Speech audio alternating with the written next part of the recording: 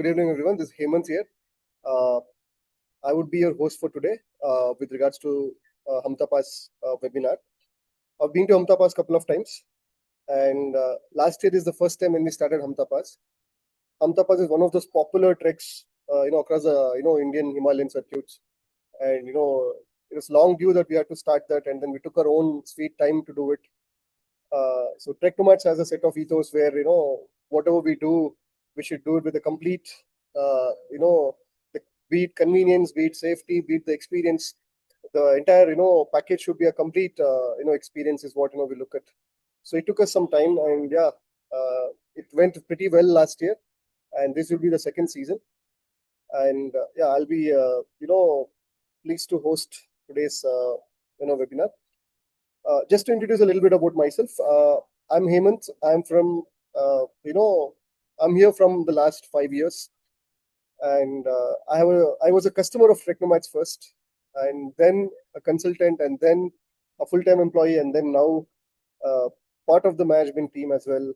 It's a long journey, so that means a lot for a lot of folks who whom I interact with, or at least I would like to share with every other person who is coming on a trek with us that we are those set of people who choose about giving quality experiences first, and been a very wondrous journey in the last 5 to 6 years. In this entire journey, I've probably did around Himachal, Uttarakhand, Kashmir, West Bengal, and probably a few parts of Western Ghats and Eastern Ghats. So trekking from the last 10 years, 10 or odd 8 to 10 years or something. Climbing mountains from the last 3 years. So been to highest peaks of Europe and Africa recently. So doing my 7 summits challenge, trying to be that mountaineer in order to be there even before we can take our trekkers in the nature. That's about me. So today's webinar, we'll start with it. It's Hampta Pass. Not just Hampta Pass, we also are going to do Hampta Pass with Chandratal with the package what we are selling people. So yeah, we have Harsha here who's helping us behind the screen. So Harsha, yeah, we can go ahead.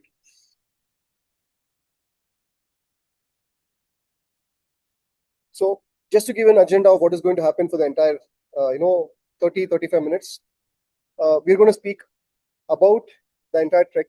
I mean, you can see the entire agenda over here. So we'll speak about the trek, the route, the familiarization of the route, which season is the best, fitness criteria required for this, gear and packing list, and in the end, what are the permits required and how are you going to manage all these things? Yeah, Harsha, please go ahead. Okay, so Hampta Pass and Chandratal, or I would say Hampta Pass in itself is a very beautiful transitional transover trek. So what is a transover trek? Transover treks are these, where you start from one side of the terrain and then you reach the pass and cross over to get to the other side of the region where both the regions may or may not be different. Same. And in this trek especially, when we start from the Manali side, right? We cross over the Hampta Pass. We see the lush green meadows of Manali. The Hampta River in itself, gorgeous. You see valleys. You see a little bit of here and there flowers, a mini valley of flowers as well. And you reach the hanging glacier of Hampta. Why we call it hanging glacier? Because you cross over on a glacier which is basically melting away and forming into a river. Since it's in a slanted position, it always has a tendency of falling off. So reason why we don't do it late, in October, where it's the chance of glacier falling away is there. And yeah, so you cross over the pass and then you get to the other side of Spiti and Lahore region, which is the rain shadow region of India. You see the cold desert of Himachal. Himachal has two sides actually. One side where you can see one side where you can see the lush green, Himachal, where you get to see all this green, blue, all colors in nature, which is very vibrant. The moment you cross over to the other side of Spiti and Lahore, you see the alpine desert, what you can call, which is basically like your Leh Ladakh, which is something which you see in this trek. Apart from that, there is an easy to moderate trek. beginners can consider it, considering there's only 3 nights of actual camping on top of the mountain. The fourth night is basically for people who are doing Chandratal, and the season is basically from snow starts forming at around December end and Jan. So once there is good amount of snow, right, the snow kind of melts away around March and April and continues all the way until end of May. So June is when you can consider doing the pass, but then there's always this chance that you cannot cross the pass because of high amount of glacier. So you might have to come back.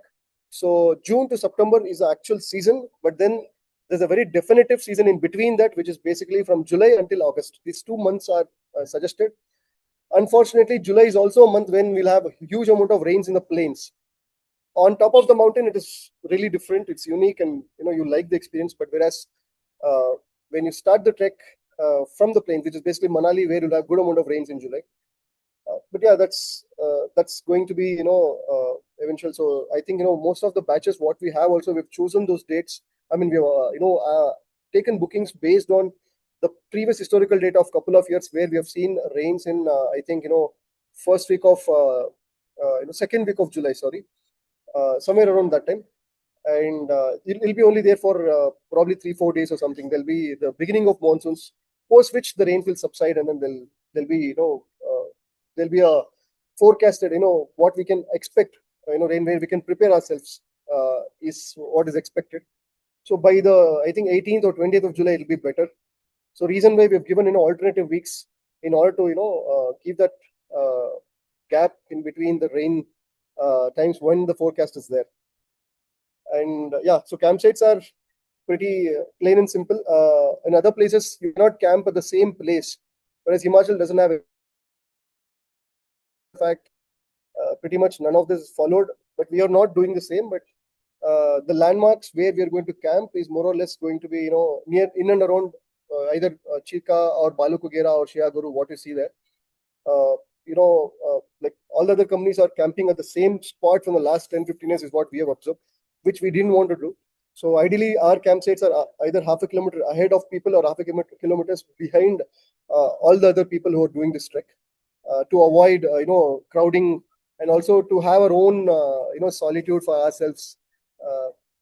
Where since you've come for finding the peace in the mountains, we would like to give the same experience to you. So reason why we are keeping that campsites always aside from the mainstream places where people set up campsites.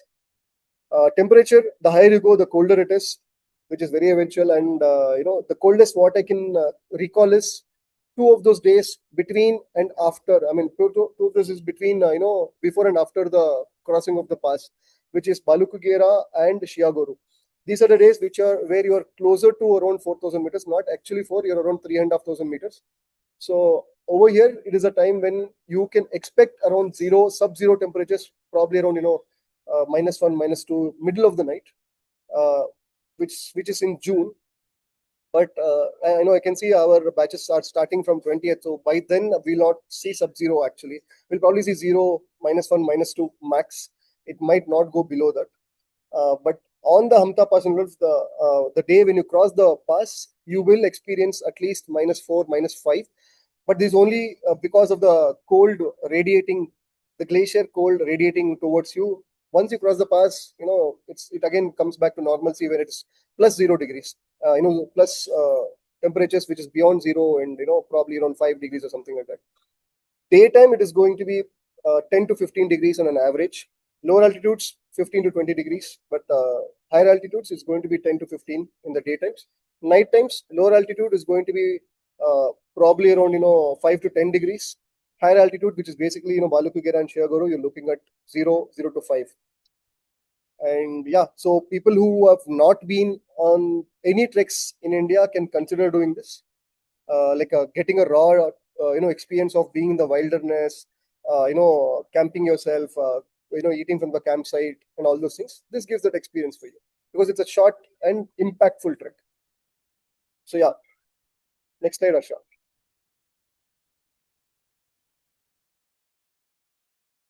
Okay, so these are the few USPs of the trek. As I mentioned you earlier, these are 2 treks into one. So number 1 is the Manali side, where you can see the lush green and the dramatic greenery and scenery what you see in Manali. Whenever we think about Manali, what we think about think about is trees, gorges, valleys, and you have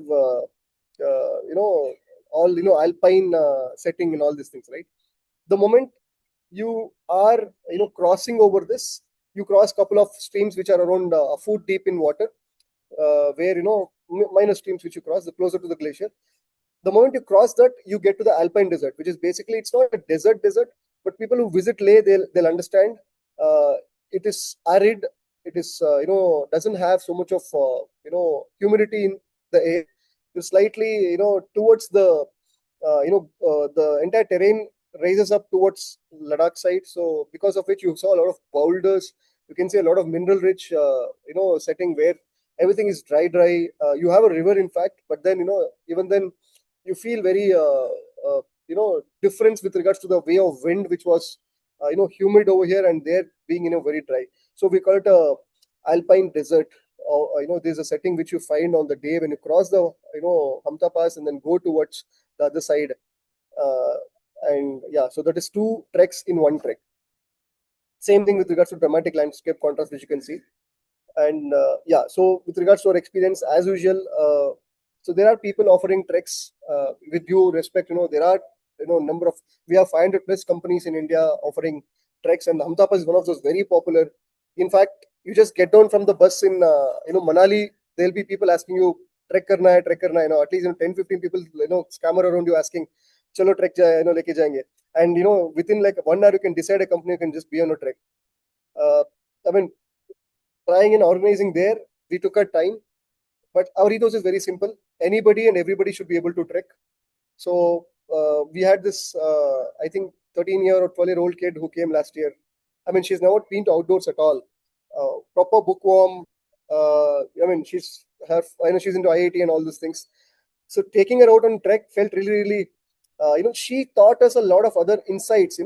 Somebody who is introvert and coming outdoors for the first time. In fact, that's a validation for us.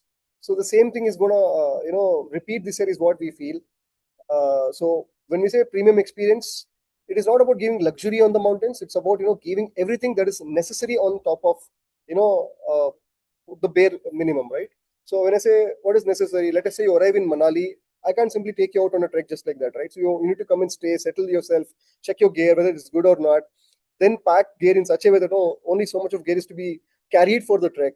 Prepare you, for the trek. Meet all the participants probably in Manali, because any which ways you have to come and arrive at a base station where all of you assemble together. So Manali is a good place. So be it giving you stays before and after the trek in the base city, be it providing group sizes which are smaller, providing a team which we have been working from I think close to 5 6 years, identifying those people who can host you well, give you that local experience, and at the same time also feel that you've been covered way that how a global tour package can be. So be it insurance, be it the kind of food you get, the inclusions like giving you stays before and after the trek, giving you offloading your luggage or porters. All these things is something which will be our ethos, and we are going to follow the same thing in this trek as well. So that's what we mean by premium. And yeah, so there's a good first altitude trek which you can consider as well. While we also say Valley of Flowers is the first one, that's for somebody who wants choosing convenience of staying in homestays and hotels. But this is a actual raw, if you want to get into raw experience of really living those, outdoor or outdoor kind of a dream on mountains, then this is one of those treks which you can consider. It's a easy 5 nights, 6 days actually. One extra night is basically for Chandratal. So pretty much short, and as I told you, short but impactful. Best season, and yes, out of all the monsoon treks, probably Hamta Pass is one of those treks. Even though it's very popular, a lot of crowd is there in few of the campsites. End of the day, nature is nature, and Hamta is one of those treks which will trump you. Will definitely remember for life. So yeah, it's a unique experience for people. Harsha, could you please go ahead?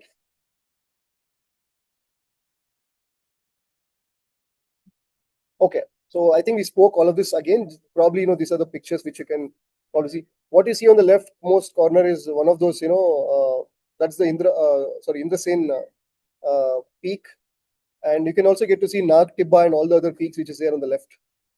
And this PT, the other side of the trek. This is the beginning, which is the third image. The green lush valley is basically the Manali side. This is the river which you traverse through. In fact, it's going to be shallow actually in a few places. And yeah, so this is the Chandratal, which we, after the trek, we go by road to Chandratal, visit that lake, and we come back. Yeah, sure. Next slide, please.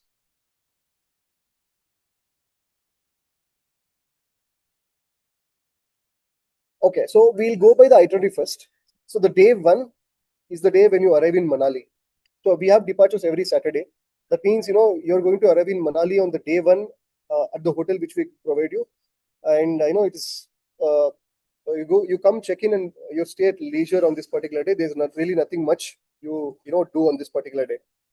And there's this trek brief which also happens. Our team receives you, gives you the trek brief of what is happening currently, rather than speak about past or whatever we have right now is a trek brief which is happening nearly 20 days in advance, right? So what is happening at that point of time? Did the groups go and come back? How's the past condition? How's the weather condition? And what are we expecting for the next few days? And probably checking your gear if you want any help, if you want any rental helping you out, and keeping your stuff which is not required in the in Manali itself, and all those things, right? So you just arrive and then you're at leisure on the day one of the trek. Day two is the day when we drive from Manali and then go all the way into Setan.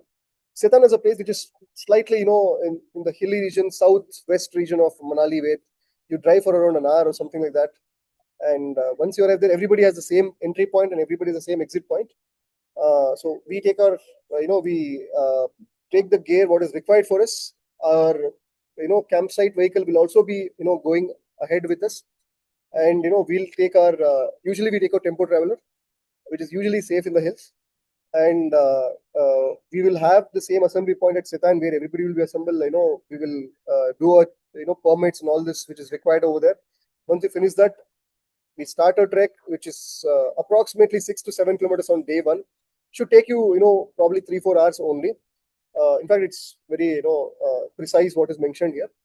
So you get to cross actually wooden bridges for made with the forest department for the I think couple of water crossings which are there. Post which you get to the proper hill climbing which you get, which is like around I think 2000 to 2500 to 3000 meters kind of an altitude, which you start with 2400 meters and you go all the way up to 3000 meters. So you start gradually with finding your pace on this day. So usually all Himalayan treks you will feel that difficulty of trekking within the first hour. That is because you'll be traveling for 2 to 3 hours, 2 to 3 days in the last previous days, right? You do not actually got into any bit of any amount of physical exertion or any kind of exercise. So you may feel a little bit of high heartbeat or high blood pressure or heavy breathing and all those things is pretty much normal. So once you get a hang of the pace, right, you'll feel you get your zone of getting the four I think zone 3 or zone 4 of your heartbeat where, and also your pace will be known and you'll also understand how to breathe properly. I think half of the people over here are people who've repeated with us, so you'll understand what is that. Since you've been on treks with us, and I think you'll get a good hang of it, probably in an hour or two. So by the time you reach Chika, it's going to be around late afternoon, I would say. Let's say 8 o'clock, 8:30 you leave Manali. By 9:30, 10 you reach the Sitan, and then probably you take a group picture and all these things, and then we do the permit check and everything, and we start, and then by around 2:30, 3ish, we should be there at Chika. We reach Chika, we see the campsites of other people, and we pass by those campsites and we go ahead. So this is a indicative time and distance only. Please don't go by this, because we will find a spot in Chika in such a way that we'll be crossing over the existing 1,000-2,000 people who will be camping, so that we can camp in a place which is also accessible for us to trek the next day. At the same time, gives us that silent place for ourselves to be there. So This is around lunchtime we reach, and then we'll have hot lunch given to you there at the campsite itself. So we'll be at 3000 meters. There's a exact altitude where a human being will start getting slight, headaches, and start feeling, probably AMS and all these things. Since it's gradual, it's only 500 meters of thing. It's pretty, normal, and then we're stepping over, and good nutritious food at the same time hydrating yourself should be able to solve all the issues for you. If you can eat well, and then you can pass on that food digestively, and then drink good amount of water, hydrate yourself, don't overhydrate, don't underhydrate, enough amount of hydration, which probably 3 to 4 liters of water per person, and then avoiding oily and junk food, and keeping a calm mind. I think you should be able to do it. You can actually acclimatize good. It's a gradual climb which we have on the day 2. Day 3 is the day when we cross over from Chika and go all the way to Balukagera.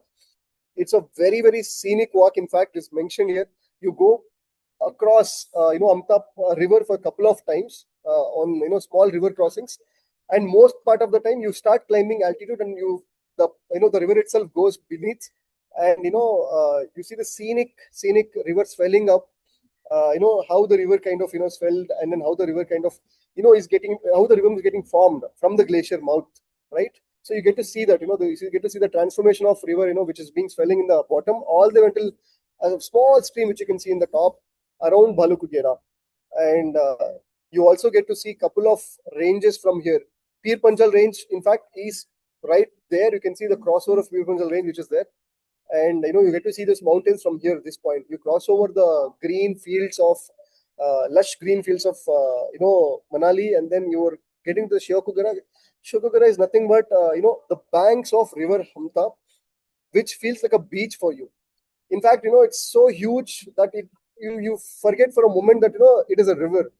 You feel like you're probably in middle of I don't know, probably a low tide beach where you see a lot of sand which is there, which you cross, or you cross a lot of sand banks. And the same thing happens for us. We cross over the permanent setup of this other campsite people. We cross over, we go to the end of the Shiakugoru, so we can start early the next day for doing the pass. So this day is slightly longer for you, 8-9 kilometers, depends on how long or how farther we go. Should take you around 6-7 hours. 6 hours I would say, but 1 hour in between. And again the same thing, we start early. We give you packed food on this particular day. If at all, if the team is quick on the day 2, right, we would avoid giving you packed food, and then we'll try to give you late lunch, hot lunch at the campsite. So based on group's condition, we'll decide on the day 1 and day 2 of the camping, and then on the first day of the camping, and we'll let you know about it, and then we'll decide there on the road. So once we reach Balukugera, we camp for the night, and we'll be able to see the pass. In fact, we can see the huge mountain, kind of a towering mountain on ahead of us, and then we'll be crossing that pass. The next day, you can see a small glacier, trail which is there. So camp for the night here, and next day is the most difficult day, intense but short. So you cross the pass in, I would say, 2.5 hours. We start slightly early in order to avoid the other people who are behind us. So all the other campsites would have observed that there's a team ahead of them. So usually trek leaders will try to push their team first in the pass, because we get more time, we can do it at our own pace. So if we start at 6, they may start at 5 also. So we need to try and take the advantage of time by starting early. We're also closer to the pass. So we also try to start by around 5 o'clock.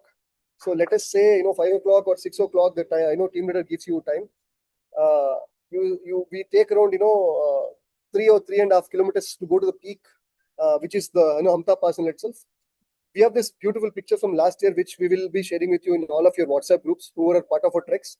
Those of you who want to, you can refer our Hampta Pass page, trekking page itself, which is having beautiful pictures. Very, very intense. You will get to see when you walk on top of the pass, right? In fact, there's this 3 to 4 feet thick ice which will be there, which will be crossing over.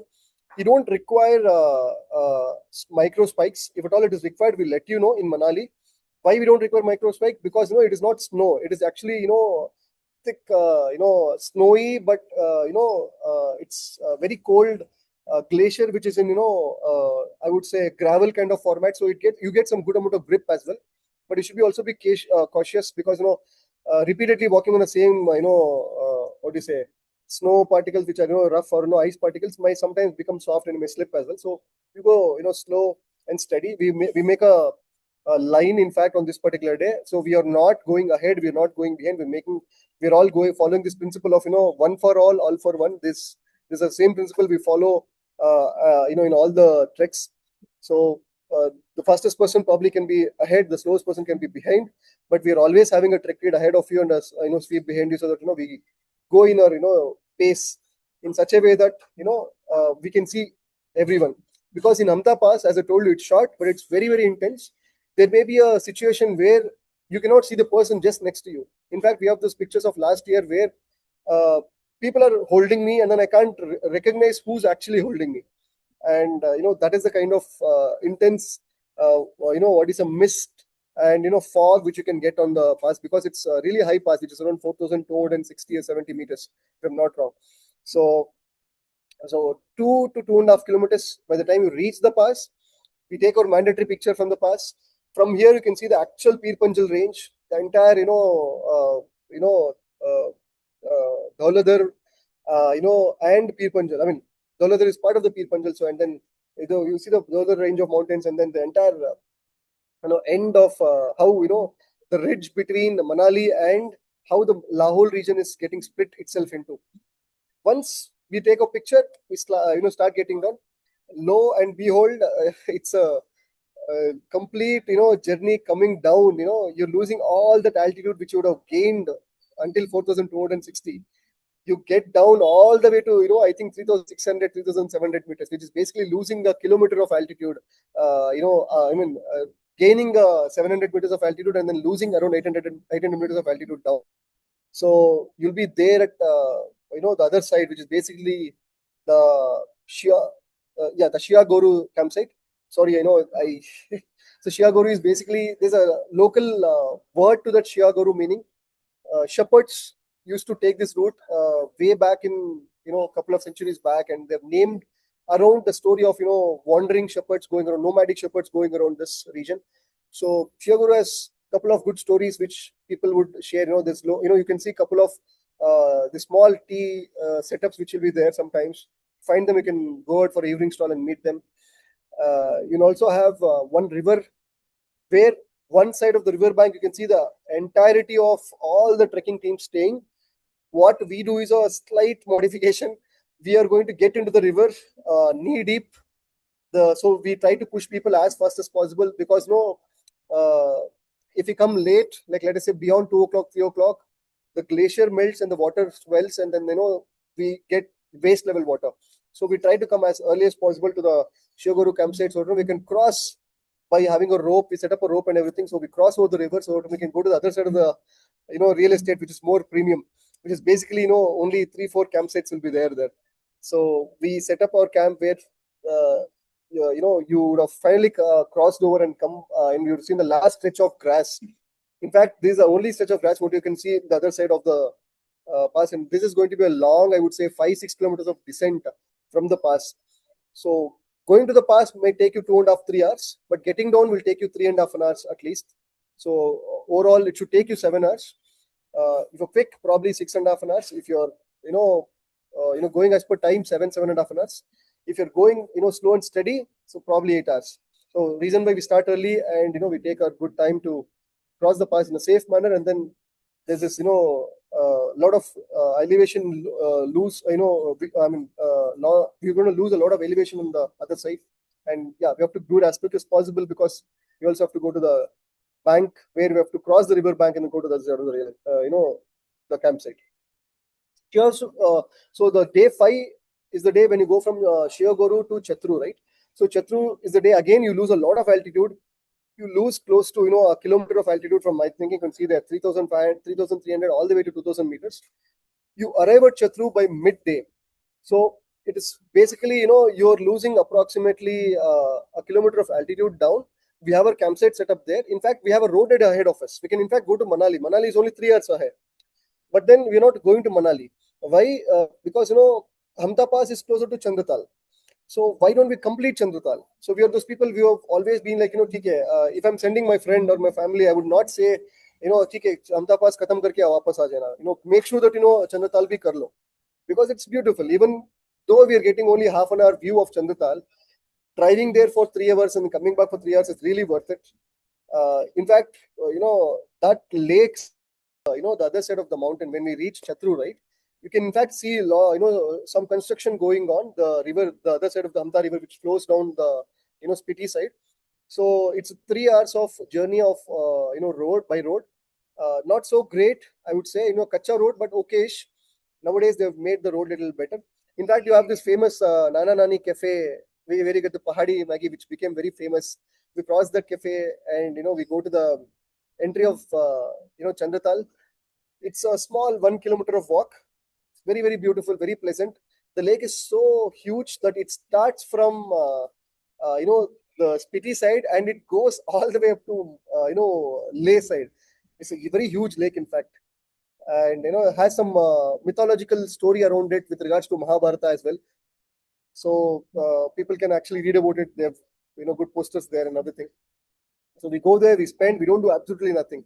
We simply go to the bank of the river, just open our shoes, spend our time, in the water, dipping, leaving feet into it in the cold water, and the glacier water. In fact, it's around 0 degrees or something like that. Spend your evening watching that crimson sunset in the Chandratal Lake, and you come back one final night to the campsite, and and the next day is basically the day when we kind of move over, and then we drive all the way to we come back to Manali. It's around 3 hours or something. The moment we cross Koksar, there's a place called Koksar which crosses into Chitkul and Leh and all these places. The moment you reach Koksar, you suddenly start getting your network. If by until then you have not received any kind of network, even in Chandratal you don't get any good network except for BSNL here and there. So it's probably around 2 to 3 hours of journey to Manali, and then you come and spend one final night in Manali, and then pretty much that the trip is over. Next day you check out, and people who are continuing to stay, explore old Manali, or parts of Shimla or whatever it is, you can plan. If not, you check out and you go back to it. So this is basically the itinerary. So I hope this is good. I think I got questions over here.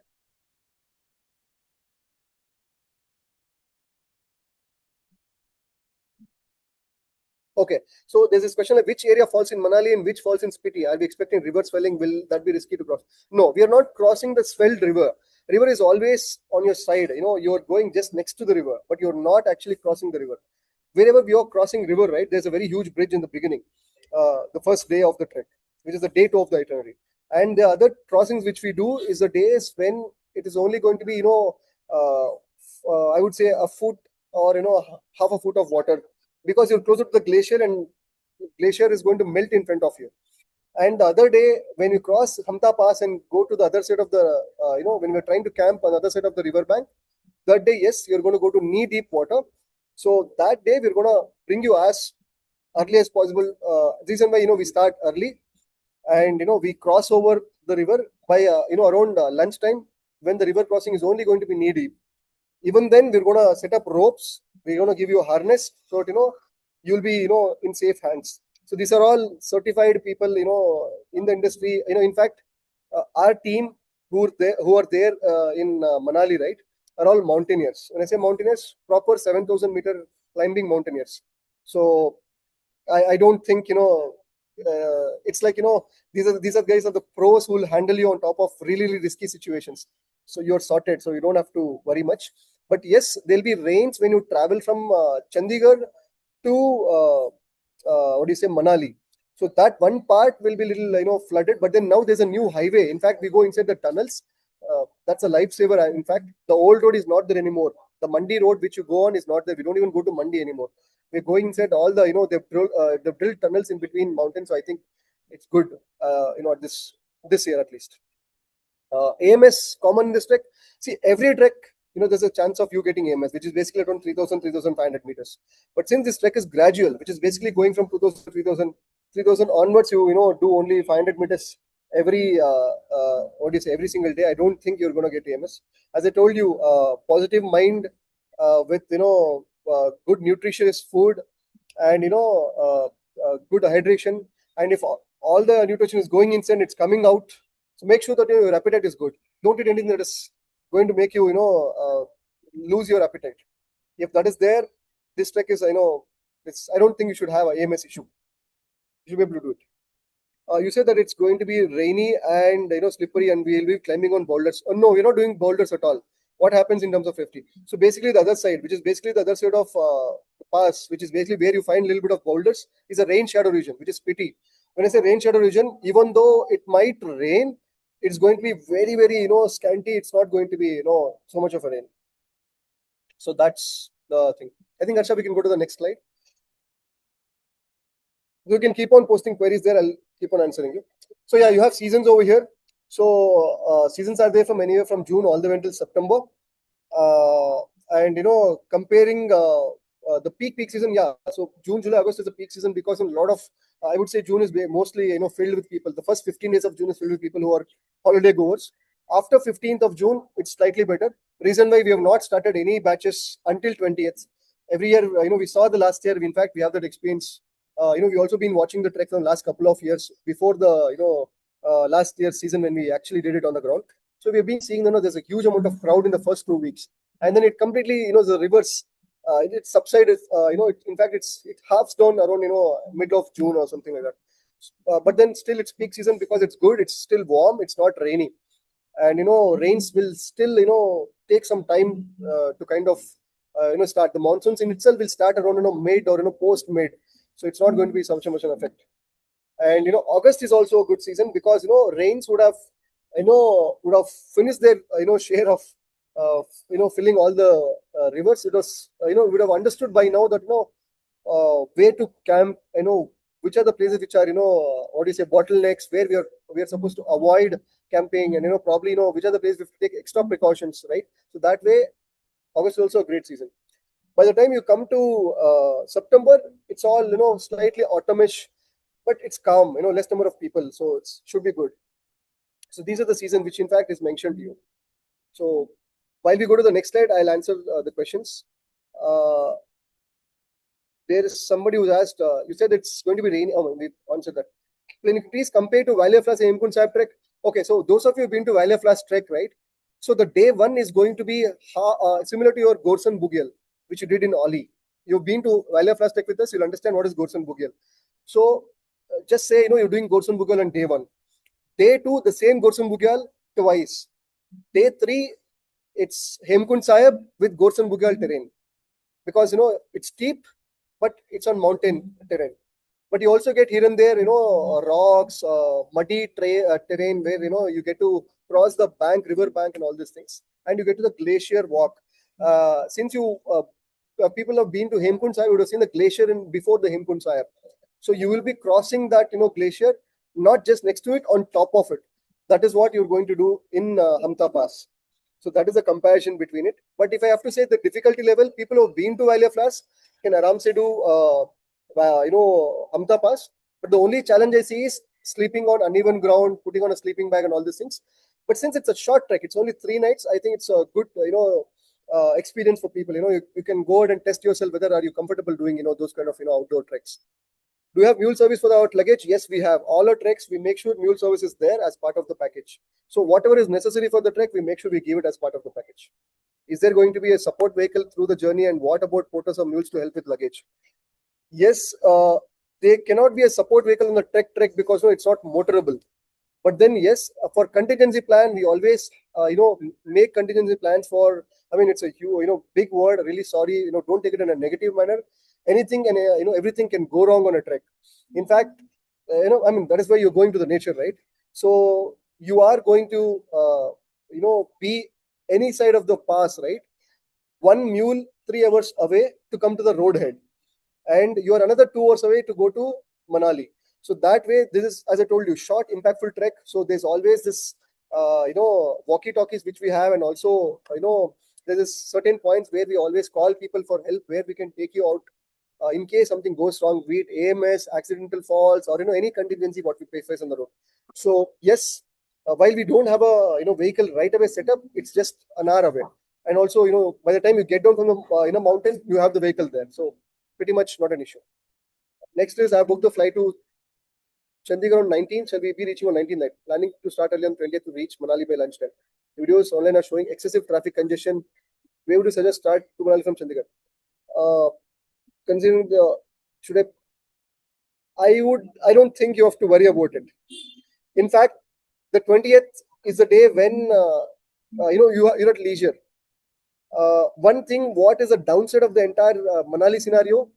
Whenever you go, there is no season called low season in Manali. Whenever you go, there's going to be congestion. That that 2 kilometers of stretch from old Manali to new Manali, where we have to get to, right, the last two kilometers of stretch is definitely going to take you 1 hour, whatever you do.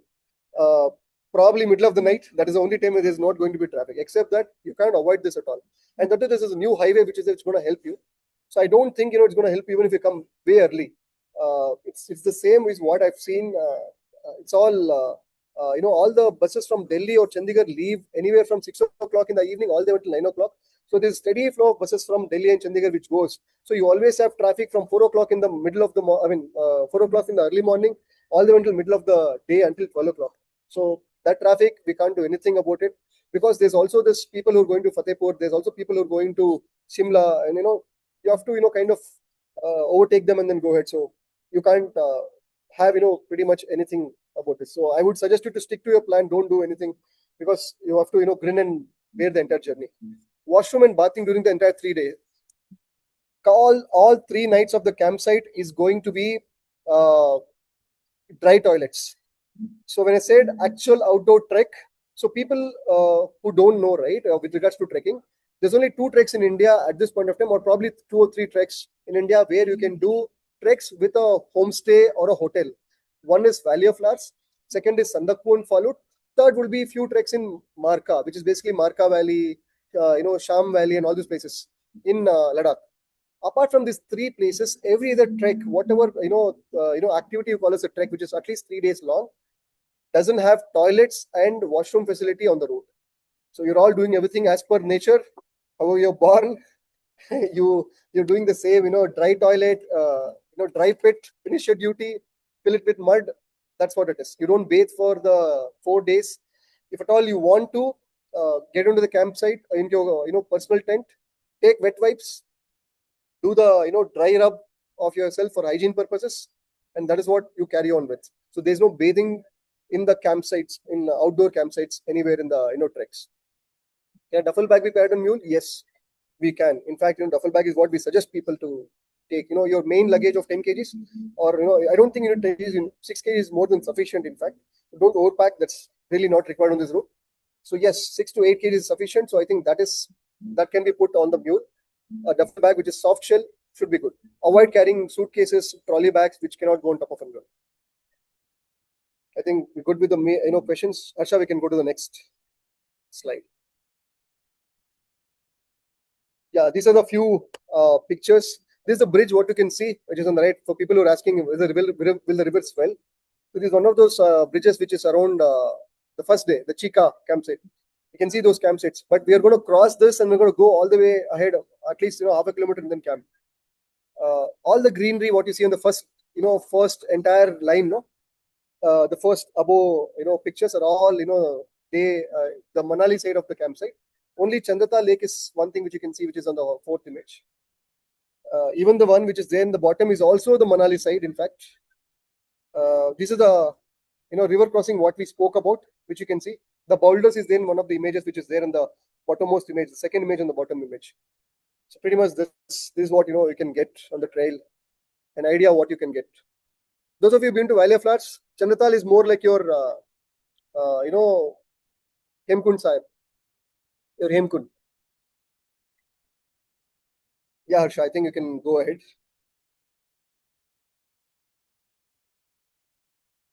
Yeah, so this is our first batch, maiden batch on the left corner. And second image is the image where, we start the trek from. And we had, fascinatingly, we had a group of, people who are all 12, 13, 11, 12, 13, on the trek route last year. Only 11, 12, 13, not even one parent. It was actually a good, unique experience for us to host these small kids. And these are team which is you can see, and these are dining tent. People who don't know, we have a dining tent in the campsites. So we'll have your personal tent where you will be a three-man tent. In three-man tent, only two people are there. So we're giving a bigger tent because you can keep your luggage, right? So two people will share three-man tent. People who've taken a single upgrade, you'll be staying in the three-man tent in one single person, right? Whereas apart from that personal tent, you also have a dining tent where you always eat your food. You have tables, you have chairs which you sit around, right? And then they serve food in middle of the it's just like a simple dining setting what you get. So you have a cook with a kitchen which is going to be only there for the support staff and our staff who will be there with them. And you also have a toilet tent. So usually 1:5 ratio is given. If 5 people are there, we give a toilet. And if there's more than 8 people, we give a second toilet tent. And yes, we are going to give you a foam mattress, and on top of a foam mattress, you'll be having a sleeping bag, which you're going to provide from our end. A thick sleeping bag, which is meant for -10 degrees. Sleeping bag is given to you, so you're sorted. So yeah, yes, Asha, we can go to the next slide. Okay. For people who are asking, what kind of fitness I need to have, it is the same what we have for our Valley of Flowers as well. For those of you who can run, right? If you can do 5 kilometers run in 30 to 35 minutes, then you can do this trek pretty much without any like a breeze, right? You may find slight intensity while crossing the pass only. Apart from that, I think you can do the entire trek easily. For those of you who can't do runs for obvious reasons, you have the criteria there. Cycle at least 10 kilometers in 40 minutes. You can either do in a gym or or outdoors. Outdoors is ideally better because you have a real setting of gaining height and losing height in the real roads, right? Swimming, same, 1 kilometer in 40 minutes. It's also a very good endurance testing exercise. Stair climb. For people who are like, boss, I can't do any of this. I can't run. I don't have a cycle, and I don't go to gym. I don't have a pool. Simple. Find a staircase. You don't have to necessarily find a 50 floors. Even if you find a 3 or 4 or 5 floor building, right? Do it multiple times. Probably do it 10 times to do 50. A 5 floor building to do it. 50 floors up and down, right? So that way, if you can do that, that should be good for you. For those of you who are like not really sure of fitness, you can always get in touch with us. We'll help you out. We have something called Mountain Fit Assessment Program. In fact, we'll help you out with that. We have physiotherapists, and we have doctors who will check how is your fitness.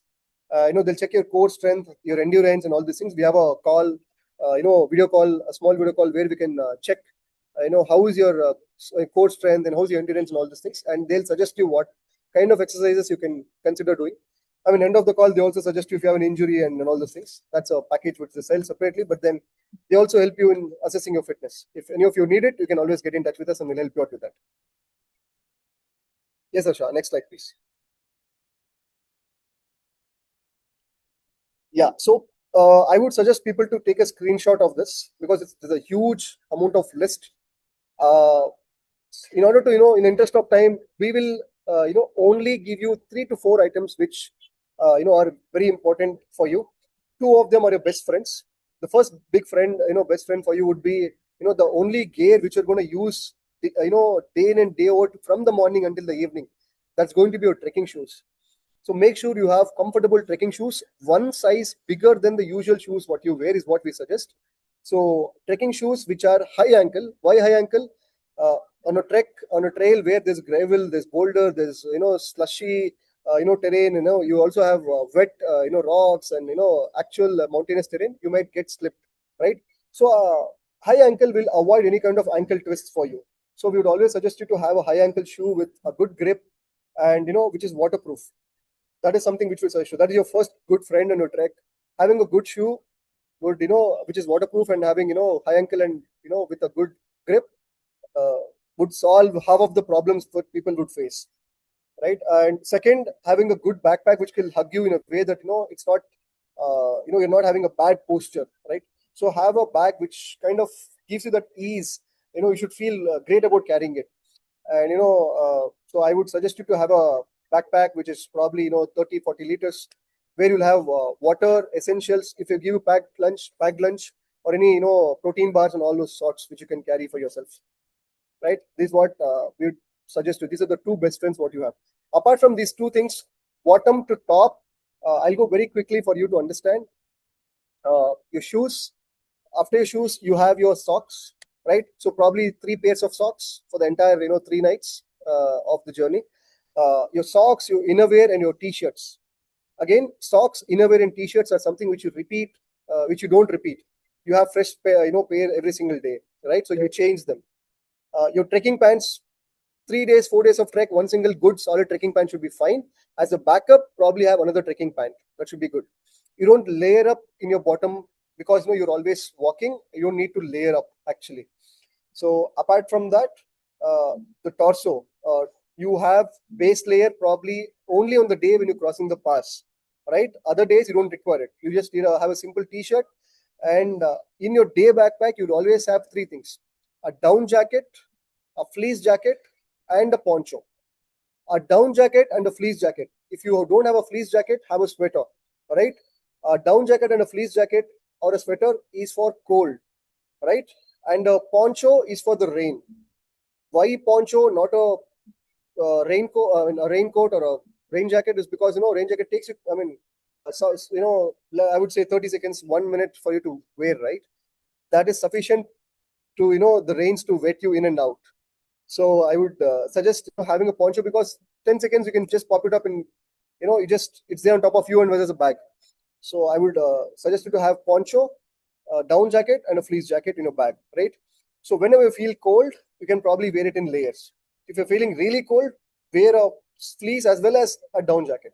If you feel okayish and then you wanna, you're feeling cold, but then it's like there's a breeze which is hitting you. You probably open a zip.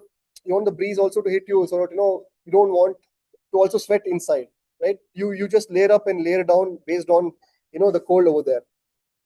And apart from that, if you have half sleeves, make sure that you have probably sports sleeves what people wear.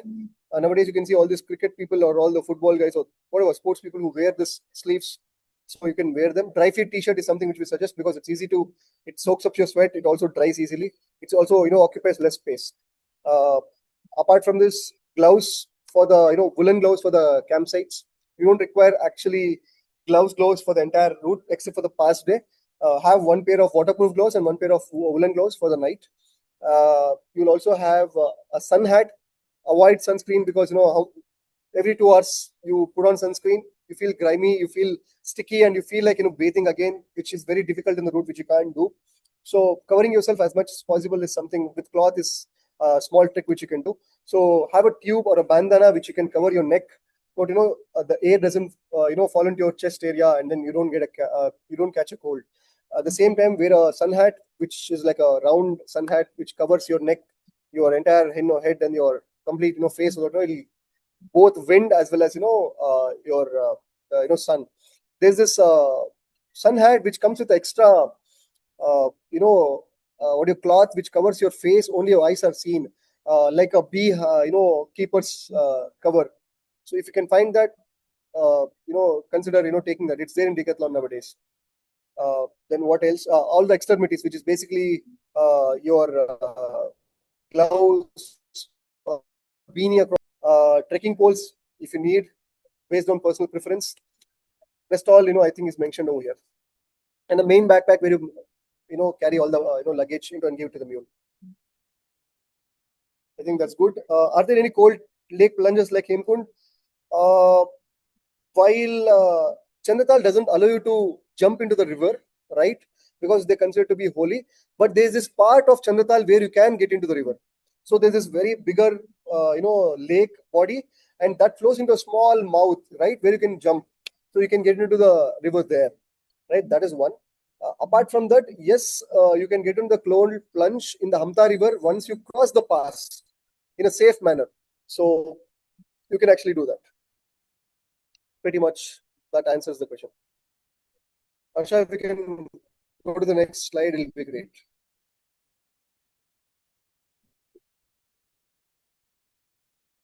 I think with this, we come to the end. Can you go to the next slide, Asha? Yeah. So how to reach Manali is something which is important. So people who are traveling to to Manali, so the nearest airports is Bantar Airport, which is there in Kullu. But then that airport doesn't have flights every day. It's very difficult to get those flights. If you get it, very good. You can fly into Bantar and take a taxi, which is 20 minutes away to come reach Manali. Apart from that, the other best options what you have is either Chandigarh Airport or the Delhi Airport.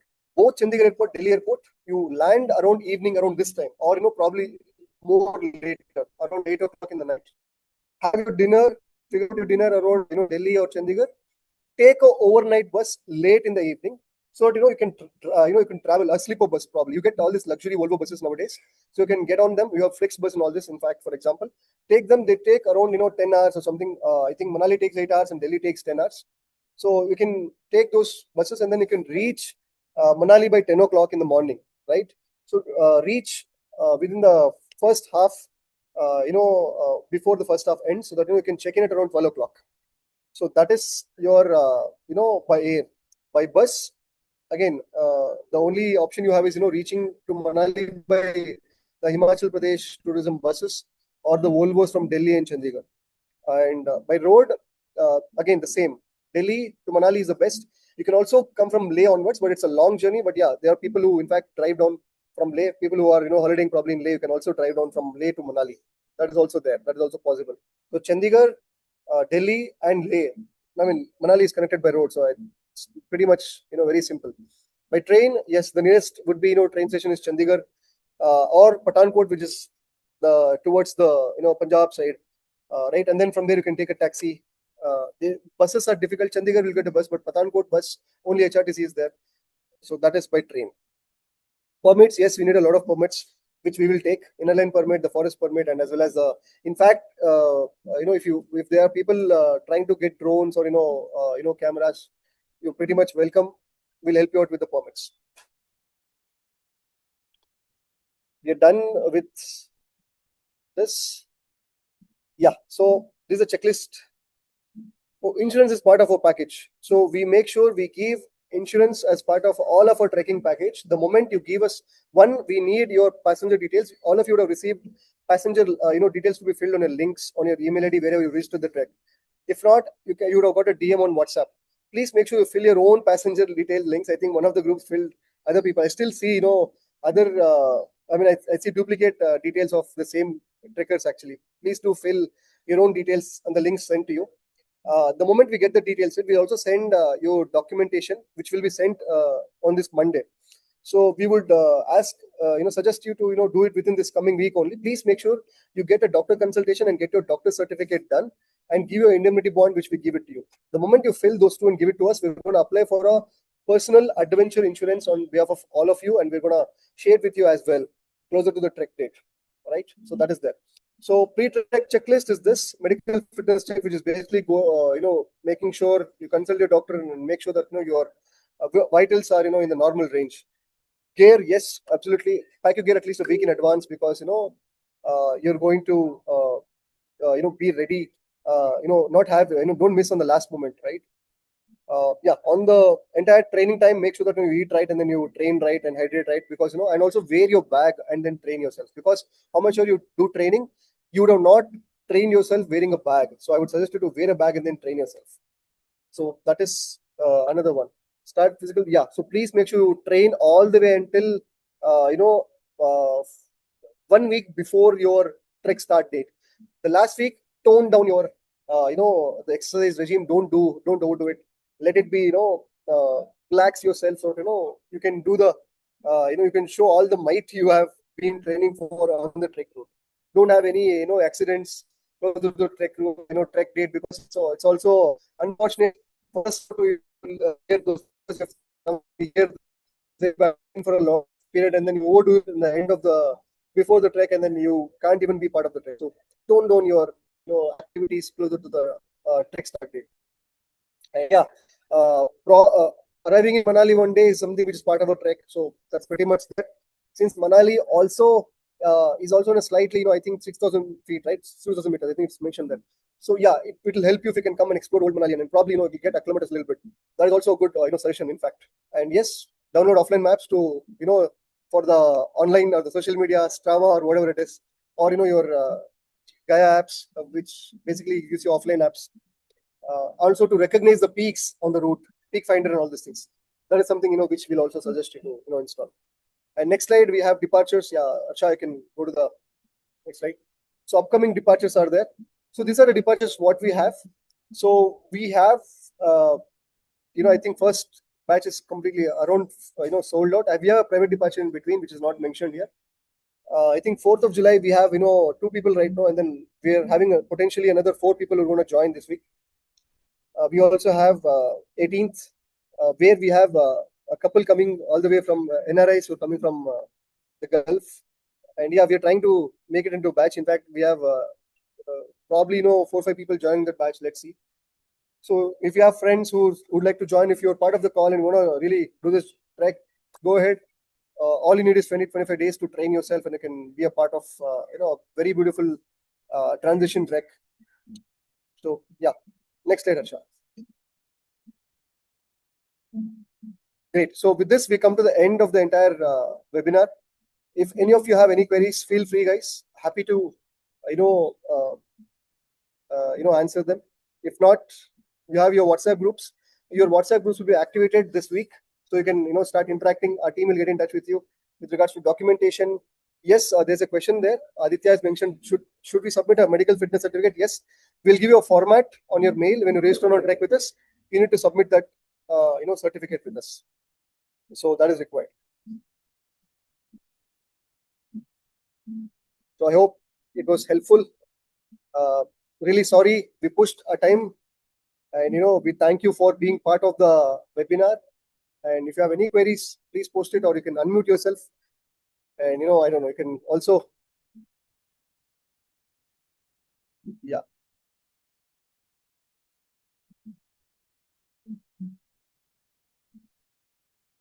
No questions, guys? No, that is quite clear, because I've personally done Valley of Flowers and Hemkund, so everything very clear. Thanks a lot. A very, very comprehensive and clear session. Thank you. Thank you so much. Thank you, everyone. Thank you. Nicely put out. Thank you. Thank you.